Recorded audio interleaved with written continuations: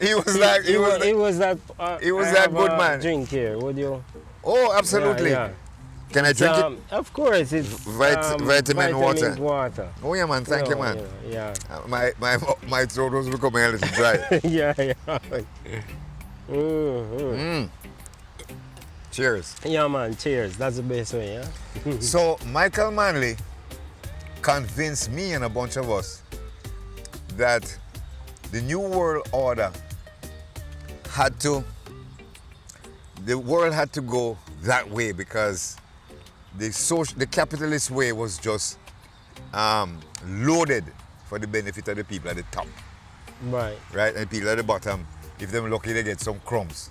Manley's philosophy was that, everybody should benefit. And it kind of got carried away because some people took it to mean that if you had 2 houses, you're supposed to give up 1. If you work hard and you end up with 2 houses, 1 is supposed to go to the people. A lot of people got lazy because they felt that they should sit on their backsides and things just flow to them, and we still suffer from some of that today, where you have a lot of Jamaicans, hey, nothing now go on for me. So what the hell are you doing? Get up off your ass and go and work. Sorry. Is that allowed? We're cool. We're reasoning, right? Yeah, but a lot of lazy so people cool. that just want what they call it, them always want you to Nowadays people call it handout. Yeah, they want to let off, right? Yeah. But that time we call it let off. Right. And let off something on my boss, yeah, man. you know? They want an easy life, so that's why scamming is so popular. Because you can just sit on your phone, fool up some people in America or wherever else, and make a big money without doing anything. Right? And there's a lot of that, especially down here in Western Jamaica. A lot of that in my village. It is. No, it's none of my business, so I'm not getting involved because it's also dangerous. Really dangerous. Right. You could lose your life. Not only your life, but you could have your whole entire family wiped out. Exactly. So that's why crime was so high in Western Jamaica and in St. James. Right. Yeah, right? of course. A lot of it had to do with that. Not only in St. James, but the western side of Jamaica, because you realize some community, not only community, some parish, that Westmoreland and Hanover were like neighbors. So, you realize that the people running away from Montego Bay, coming to Hanover, going to Westmoreland. So you find the crime now start get higher and higher there also. But one of the reasons why scamming has gotten so popular too is that there's a philosophy that it is like reparation. All with life, right, from slavery, black people were disenfranchised. Them walking at the cane field and stuff, they don't get nothing except them food and a little shelter during slavery. After slavery, they work for minimum or less than a livable wage, right? So a lot of people today believe that it is okay to scam because it's now finally they're getting back, although it's not the same people. Because those people die out long time, maybe about right? four generations. No, but even so, it's not even relatives of the people who committed the crime in terms of slavery. Right? If it was the people now, I wouldn't have a problem with it. But even politicians, one of the PNP politicians last year. Oh my God. I don't know if you remember, I won't call his name right now. I think it was early this year. No, man, it was last year, last early year. this year. Right? He was a Labourite and then switched to PNP. Right. And in one occasion, he was saying, one drunken moment, he says, he don't mind the scamming, but what they must do is to make good use of it. Make sure they buy a house rather than squander it. Make sure they buy a car rather than burn the money. Because they used to have these rituals where they burn money because they had so much of it. Right. Or buy Hennessy and used to wash them cars. So it's stupid, ridiculous. Jamaican, back of the class, no subject, foolishness. Right?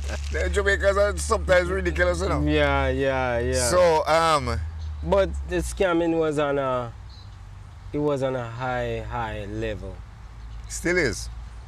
The part of it, I really don't agree with it. I never get involved in it. Never. I have friends who get involved in it, and I saw what it has Can do done to them. to them and their family. Wiped out a whole family, almost the whole community. So I know what that But contributes you know to. what? So I don't get involved in There it. was one of the guys up in my village, right? He's a scammer, and I was trying to get him to explain to me how the whole thing worked. Right. And believe you me, even though he can't read and write very well, you know, it would have scammed me too. The presentation that the guy did was so. I mean, Jamaicans are amazing salesmen and saleswomen. They do. They can sell ice to the Eskimos. Very, very good, talented. And the accent, put on the accent, the American accent, right? And I'm saying, boy, you're amazing, right? He said, Mr. Peterkin, you know you could have do well because you speak well naturally. You don't have a forced accent and stuff like that. So no, that's not for me. At one point, one of my friends, he told me that, oh, you're in the hotel industry, so I know you speak very well. You know you could do it. I said, no. And him literally dumped me, just end our friendship for like 20 years. First of all, my conscience wouldn't allow me to rip off anybody. I don't think I've stolen anything from anybody except the neighbor's guinea or mango. Right? But a lot of the people who get scammed don't really have it, you know. They think that's true. They win this passport to riches. Somebody call them and say, you've won $10 million. How did I win it? Oh, you went on vacation in Jamaica and you were in a sweepstake, right, by the tourist board and so on. And they scam them and then, oh, but you have to pay some fees to get it. By the time they don't pay fees, you know, $5, $6, $7, $10, $20,000. Yes. Some of them sell them wheelchair. You know? But you know, it is what it is, you know? Yeah. But like I said, you're interested in politics and you formed your own party. How did it go for you? We saw that. During Michael Manley's time, I was gung-ho. 1972, voted for him. 1976, voted for him, but not only that. By that time, I was a middle manager at the largest hotel at the time. It was called Intercontinental. 500 members of staff. And I convinced a lot of them who were laborites to switch and vote for Michael Manley. Right. But between 1976 and 1980, oh my God, the country actually went through a civil war and the economy went belly up. I mean, it was so bad that you couldn't get a lot of things, right? In Michael Manley's time. Yeah. Okay. And that actually ended up creating a situation which forced the hotel to start using more local stuff because we didn't have foreign exchange to bring in things like apple to make apple pie. Right. You know, ended up using to make apple pie? Chocho. Right? Smoked salmon was one of the delicacies. Couldn't bring in smoked salmon, so we smoked marlin. So smoked marlin came into being during that time. Right. And there were a lot of substitutions which helped the economy in the long run, you know, but totally by accident. Another thing that happened, Manley didn't intend this. I mean, he did a lot of very good things, like increased minimum wages. He had maternity leave for women, equal pay for women, a lot of things that benefited black people.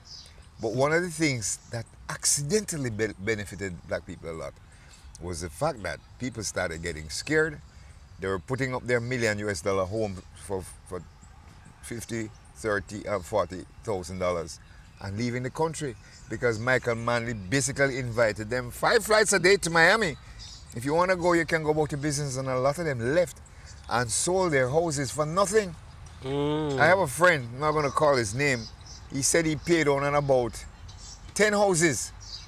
And when Manley lost in 1980 and Siaga took over, real estate prices went back up to where they were and beyond that. So all of a sudden, he became a multimillionaire. He sold one of the houses and paid off all the rest. Wow. Right? Amazing. Yeah. Unintended consequences. So a lot of things happened during Manly's time too. Some of them were terrible. Terrible, terrible, terrible. They killed a lot of people.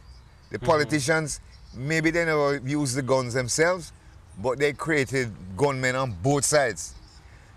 1980. You said both sides, so the JLP was get themselves involved in the same thing. Of course.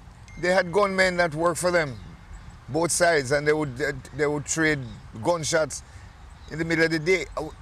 800 people were reportedly killed in 1980, leading up to the election. 800. Wow. But I spoke to people down in downtown Kingston by the morgue. What do you call it?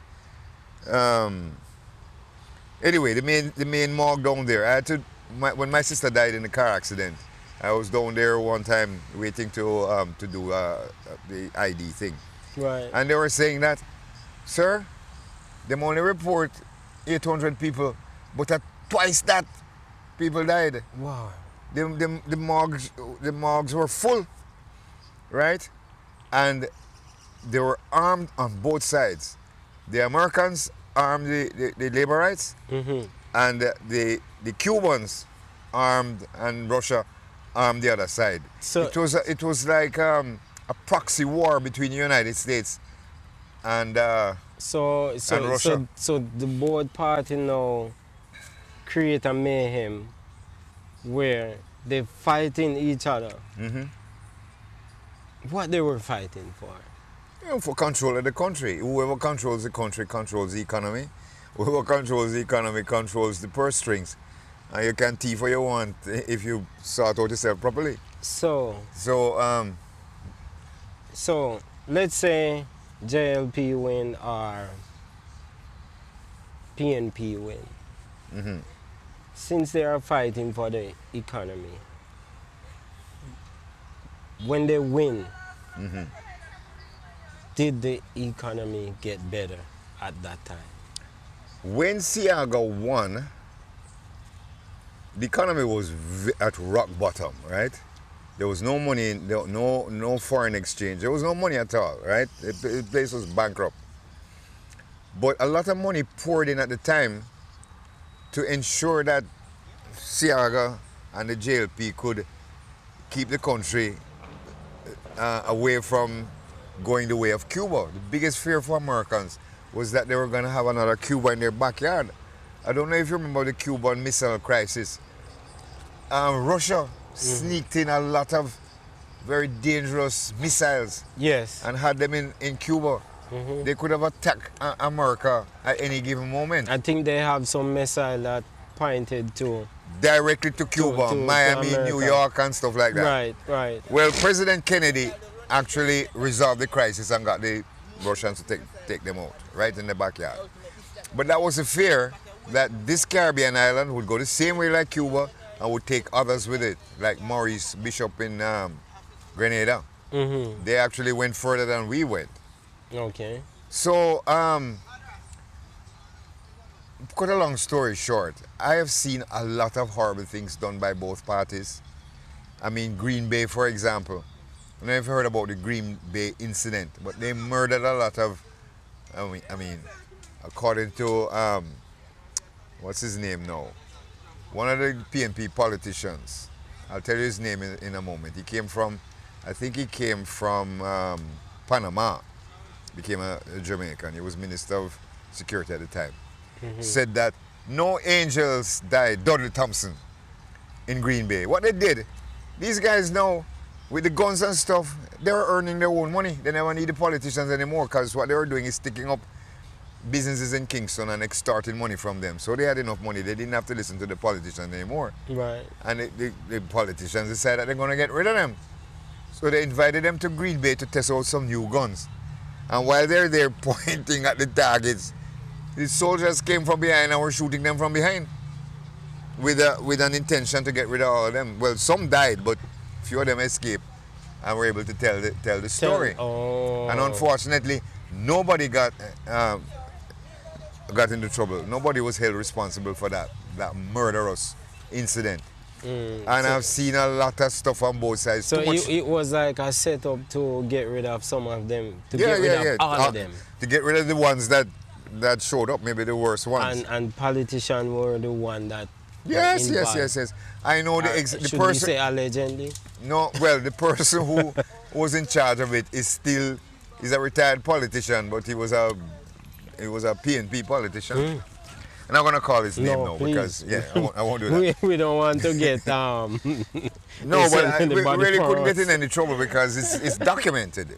However, I think there are a lot of opportunities now for any existing government to do a lot more to improve the lot of the black Jamaican majority.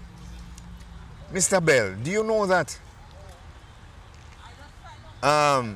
just about 90%, 89% of the population of Jamaica is black. Right, I know. 11% are made up of whites, 4% whites. Right, this is some study I did on my own. I may be off by some, a little bit. But between Chinese, Indians, and near whites, right, 11%. Which you have more. You have more Chinese in that though.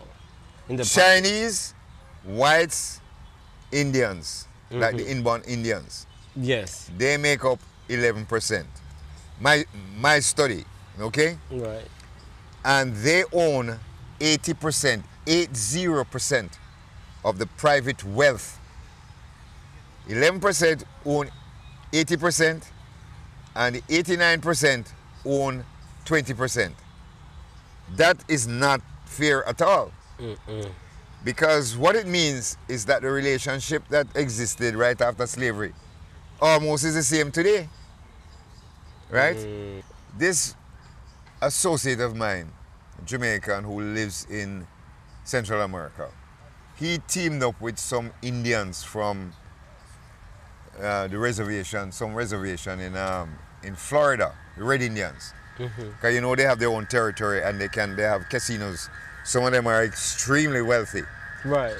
They own billions and billions of dollars and stuff, right? So they were interested in buying Holiday Inn, which was recently sold to a Spanish group, and they renamed it Catalina. Well, they wanted to buy it, but they wanted to hire a consultant for them to convert it into the right thing that would fit into the Jamaican tourism scene. They contacted me, and I started talking to them. But they were moving so slowly that the Spanish guys just came in and said, "How much money you want for it?" It was owned by the Hendricksons, Chinese. And they basically bought it from underneath these guys, right? But during the process, he asked me, "Tell me something.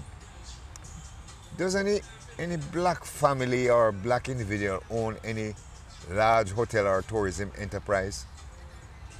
I never thought about it before, but in truth and in fact, none of the large-scale businesses is owned by anybody black, right? Sandals, white folks. Super clubs, white folks. Sunset Beach, white folks and Chinese. Holiday Inn, one of the largest hotels in Jamaica, Chinese, and on and on and on. We just don't have anything. The wealth is in the hands of a majority. You see, a minority. But let me just finish my point. So I think we need a fresh look at the whole tapestry, the whole situation, right? In terms of the distribution of wealth. And my party was going to focus on programs to help, not to take away anything from the people that are, the Tapenaris, but going forward to make sure that opportunities are, instead of going where they normally go, to the Tapenaris, that the blacks are given the first bite of the cherry and given help to make sure that going forward they can start creating generational wealth, starting with them, right? Which their kids can inherit and so on. So you even out the thing a little bit more. And that is why I formed PULP, Peace, Unity, Love Party, to focus on quickly, not waiting for generations, to start to even out the unevenness of wealth, of property, of opportunity in Jamaica. Yes, it's very good. Good intention. Absolutely. But I don't know, you still running or No. I realized that it would take a lot more money than I could come up with, and also a lot of time. And right now, I'm 73. I went through a very bad patch. I lost my job over nonsense, lost my family. I lost my, there was a thing going around that I had gotten crazy. Couldn't get a job because nobody would hire, even if you're a genius. Yes. You're not going to hire somebody mad. Oh, sure. Right? My friends abandoned me because a lot of people are fear with their friends, They're your friends when you're doing all right, but they see when you're down on your face, they will they will push you down. Push you down even further. Yeah. I mean, I was shocked at some of the people that turned their backs on me. People that I helped, especially to get their business into sandals, because I had a very, very, very good relationship with Butch Stewart. He treated me like more than the prodigal son. Right. I was making over 200,000 US dollars a year. I got bonuses of between 5 and 50,000 US dollars. On one occasion when the hotel did very well, based on stuff that I contributed. He treated me extremely well, to be honest with you, extremely well. Very good. And some of my colleague black managers were very, very jealous. And when they got a chance... That's how it is in the hotel industry. No, that's how it is in the country, right? Among black people don't want to see black people make no progress. I can tell you, because I used to be in the hotel industry, it is rampant. Terrible. Yeah, man. We don't love each other. I started digging around, and sure enough, there was a whole chicken buried in front of my bar. So I don't know the significance of this thing. I walked around the community in the area and asked people, and they say, oh God, that's Obia, man. I said, but why would they do that? It's to keep you back in, Mr. P. Right? Me or say then go St. Thomas, go get the chicken anointed. So I say yes, and I dug around, and eventually I found out who was responsible. Because everybody knows something, So them tell me. So I waited for about 2 more weeks when the chicken really ripe. And I dug it up, put it in a bag, and put it on a unit that they used to use to cook food, right? This particular family that did it. And I put it on it. They have never used that thing again, right? But nobody came to me because one time I made a mistake. I went to the shop as if nothing happened. And they said, Mr. P, they must say, you bring back the chicken. Bring back the chicken, that means it came from there in the first place. But a lot of people up there believe in Obia. A lot of people believe in Obia, and they'll spend money and time and effort to try to keep down other black people, which is something I can't. That's true. Chinese work together. Yes. Indians work together. White folks, even if they hate one another, they'll work together if everybody's going to benefit. True. Black folks will not do it. No. Not doing it. Gonna do that. But, so let us look where the country is going. I know your party, you seize it, right? I put it on hold because I need to have the resources and the time and the infrastructure and the help. I was trying to do it all on my own. Right. Plus, I recently reconnected with my kids who had, moved, and their mom took them to Barbados and so on. And I have a relationship at that with time. Them, no? Yeah, man. So I prefer to spend the time nurturing that relationship. To pick up what you have lost. Rather than waste all of my time on politics. Yeah, true. But now you have, I think it's about 4 registered party now in Jamaica. In Jamaica, political party, right? But for them, I know it's gonna be a struggle for them right now at this moment, because the people got used to the two parties, the JLP and the PNP, and for where the country is going, we're gonna talk about those 2 particular parties. Right. Which one of them you think did a great job we're gonna go far back as the year 2000. We're not gonna pass that from the year 2000 until 2025 now. Because we have seen the PNP in power, and now we see the JLP in power. So we're gonna just, All right. you know. Let me just quickly tell you what I feel, what I've seen and what I feel. Right. First of all, a third party is not really viable in Jamaica unless you take a completely different approach, which nobody has done. All the third parties that have come up have not gone anywhere because they're using the same methodology, A fourth party. Same approach. Fourth party. Third and fourth party, they're not going to get anywhere because No. Why I'm saying a fourth party? I know Marcus Garvey, he had the first party, political party, and then you have the PNP. No, when I say and then third, JLP. okay. Right. When I say third party, many other parties have come about. Even Bruce Golden formed the NDM. So we have two parties now in existence. Right. And any party that emerges as a viable party, as far as I'm concerned, will be the third party. Okay. Okay, All so right. that's the context. Okay. But what I'm saying is that all of these parties are using the same approach. And you can't beat the two juggernauts that have been around for 60, 70 years. They're Right. good at it. Yes. And they have governed the country about the same amount of time since 1944 when we had the first election. Right. Right? And Jamaicans are steeped. They either JLP or PNP. You talk to them about anything else, they're not listening. They're True. not listening. True. I agree They will with listen to somebody that can that can tell them something entirely different, right?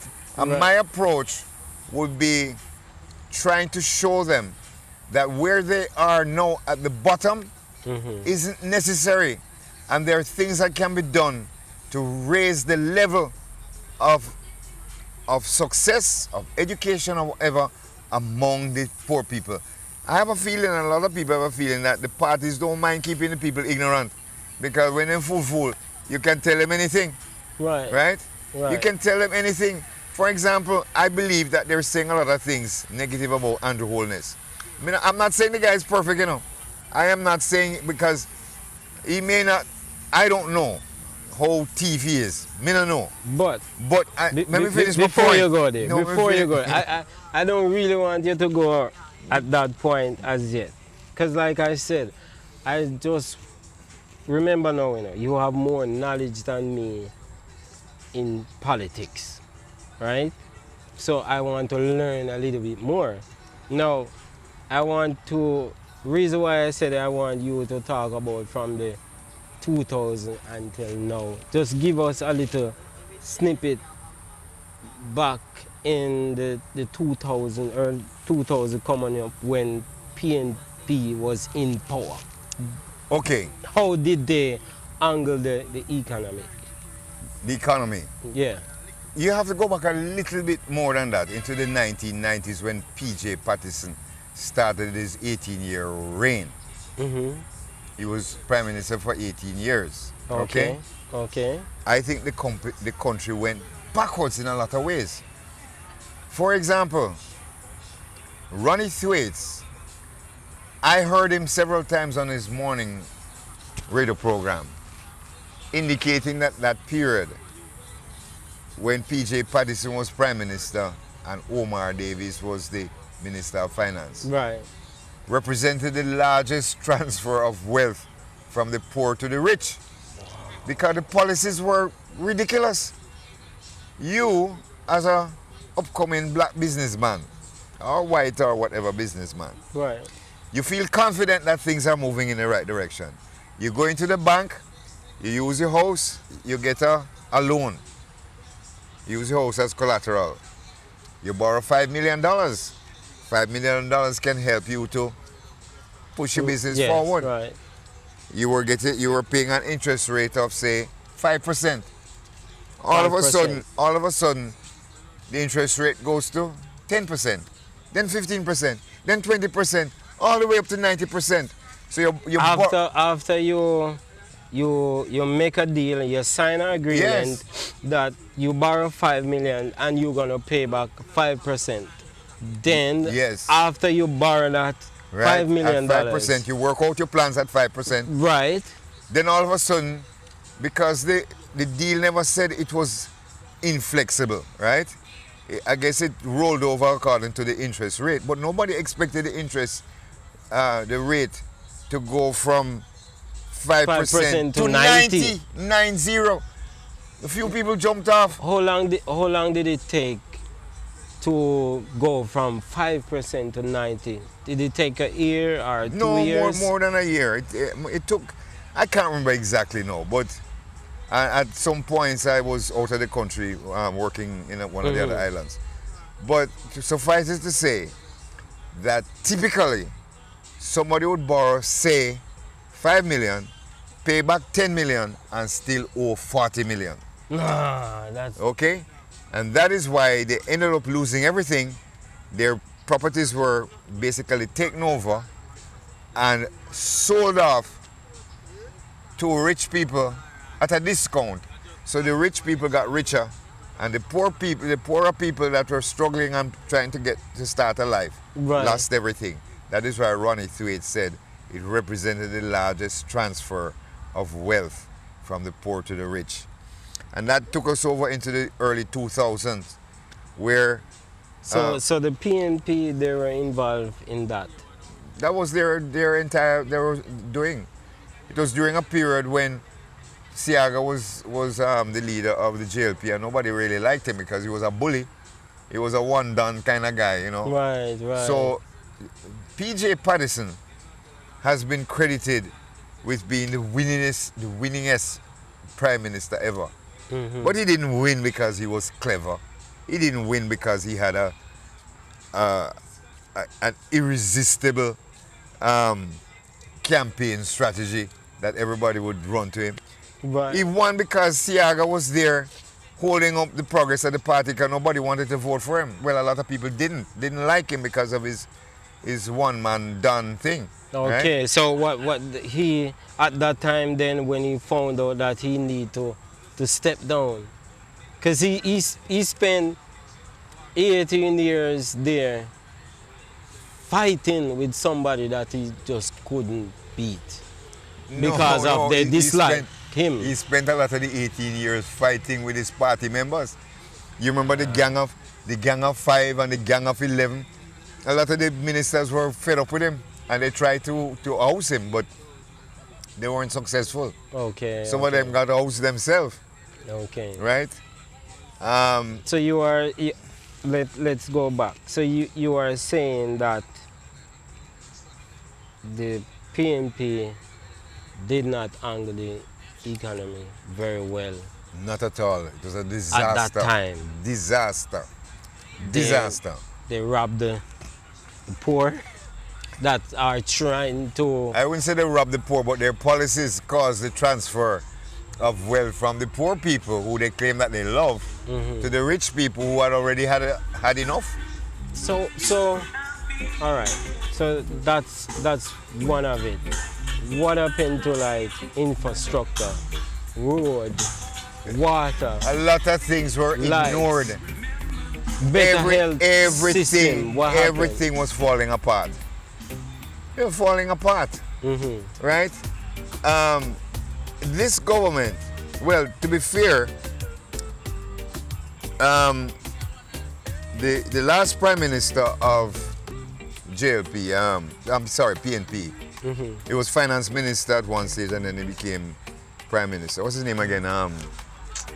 Peter Phillips. Peter Phillips. Right. Peter Phillips was very bright.